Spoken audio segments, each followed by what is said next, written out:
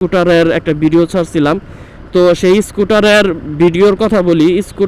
Electric scooter চালাইতে আমরা এতদিন জানতাম যে রেজিস্ট্রেশন লাগে না, কিন্তু ইলেকট্রিক স্কুটার চালাইতে এখন রেজিস্ট্রেশন লাগবে, এটা আপনাদেরকে আমি বলে দেই। আর এটার সোর্স হচ্ছে বাইক বিডি, আর বাইক বিডি একদম অফিসিয়াল নিউজই সবসময় দেয়।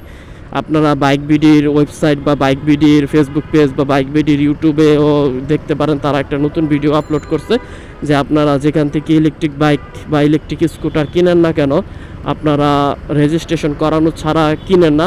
তাই আপনারা একটু সাবধানে থাকেন। আপনারা যদি ইলেকট্রিক স্কুটার বা বাইক কেনার পরে যদি রেজিস্ট্রেশন করা ছাড়া ঢাকা শহরে আসেন আর যদি পুলিশ ধরে, তখন কিন্তু এটা মামলার সম্মুখীন হতে হবে। আর শুধু রেজিস্ট্রেশনও না, আগে ইলেকট্রিক বাইক চালানোর জন্য বাইকের বা গাড়ির লাইসেন্স প্রয়োজন হইতো না, কিন্তু এখন থেকে সেই লাইসেন্স প্রয়োজন হবে আপনাদের। মানে এই তেলের বাইকের গাড়ির মতোই লাইসেন্স লাগবে আর রেজিস্ট্রেশনও লাগবে। আর এটা রেজিস্ট্রেশন যে কস্ট, এটা মজার বিষয় হচ্ছে মোটর হিসাবে কস্ট, বাইকের যেমন সিসি হিসাবে কস্ট আর তাদের মোটরের পাওয়ার হিসাবে কস্ট।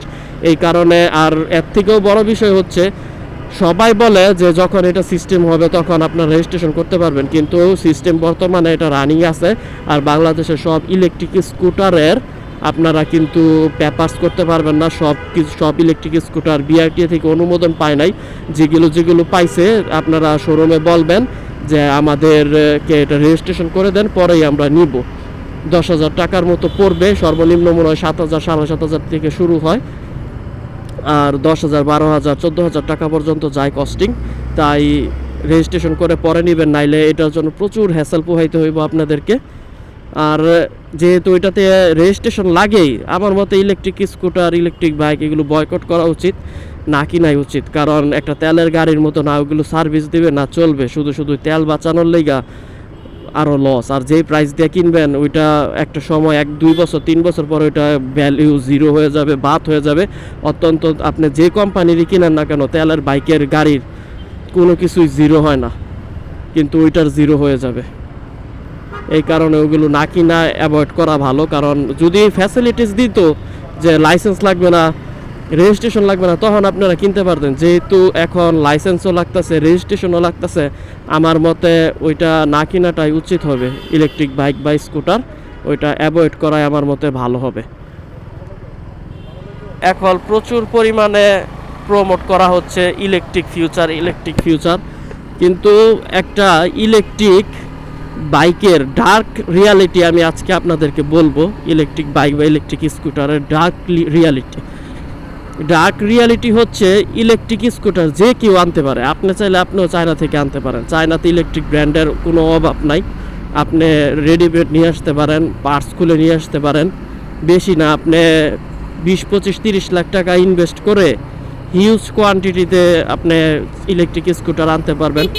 আয়না 5-6 জন লোক রেখে ওগুলো অ্যাসেম্বল করবেন ঘরের ভিতরে, অ্যাসেম্বল করে একটা বাহিরে একটা শোরুম দিয়ে বাইক ভিডিও দিয়ে মার্কেটিং করে, দেশি বাইকাররা দিয়ে মার্কেটিং করে, ফেসবুকে অ্যাড চালায়া বাস রানিং করে দিবেন, চলা শুরু হয়ে যাবে। এইভাবে ইলেকট্রিক স্কুটারে এখন প্রচুর ব্র্যান্ড, 2-1টা বড় ব্র্যান্ড আছে। ওরা বাদে এমন ছোট ব্র্যান্ডই বেশি, যেমন রানার, আপনার রেবো আর ইয়াদিয়া, এই 2টা ব্র্যান্ড আনতেছে রানার। তো এই রেবো আর ইয়াদিয়া মোটামুটি ভালোই, এগুলোর প্রাইস কিন্তু অনেক হাই। আপনি এই টাকা দিয়ে অনায়াসে একটা 125 সিসির একটা বাইক কিনতে পারবেন। নজরুল দেখছস গর্তে পড়ছিল, আমার চাক্কা বেকছে, একটা বাইক কিনতে পারবেন। আর সেই বাইকের আপনি 3-4 বছর চালাইয়া হাফের একটু বেশিও বিক্রি করতে পারবেন। রিসেল ভ্যালু ভালো হলে আরও বেশি বিক্রি করতে পারবেন। শুধু সমস্যা হচ্ছে তেল যাচ্ছে।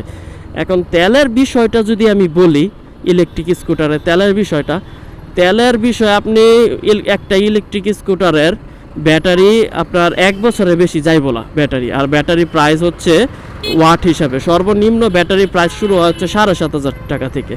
ওদিনকে ইলেকট্রিক স্কুটার দেখতে গেছিলাম, সব ডিটেলস নিয়ে আসছি। তো 7,500 টাকা থেকে 4টা আর 6টা ব্যাটারি করে থাকে ইলেকট্রিক স্কুটারে। তো আপনি ওই প্রাইস দিয়ে যে চালাইতেছেন, আপনি কিন্তু কারেন্ট যে খরচ করতেছেন, কারেন্ট কিন্তু ফ্রি খরচ করতেছেন না। কারেন্ট কিন্তু আপনি চালানো মানে কারেন্ট বিল দিয়া ওইটা চালাইতেছেন। এখন কারেন্ট বিল দিয়া ওই ইলেকট্রিক স্কুটারটা যে চালাইতেছেন, 1 বছরের মধ্যে আপনার ব্যাটারি চলে যাবে। এটা তারাই বলে যে যাবে, আবার ব্যাটারি লাগাইতে হইব। তো ব্যাটারি যখন আবার লাগাইবেন, তো ওই ইলেকট্রিক স্কুটার চার্জের টাকা সহ ব্যাটারির কস্টিংটা এটার সাথে অ্যাড হবে। এই অ্যাডটা হইলে এটা কিন্তু তেলের সমান সমান বা তেলের কাছাকাছি পড়ে যাইতেছে প্রাইসটা, অনেক কিন্তু পড়তেছে। এটা হিসাব করে আপনারা যারাই ইলেকট্রিক স্কুটার কিনেন, এটা হিসাব করে আপনারা ইলেকট্রিক স্কুটার কেনার চিন্তা ভাবনা করেন, নাইলে আপনারা অনেক বড়োভাবে ঠকবেন, লস খাইবেন। অ্যাভারেজ হিসাব করলে কিন্তু সেমই হয়।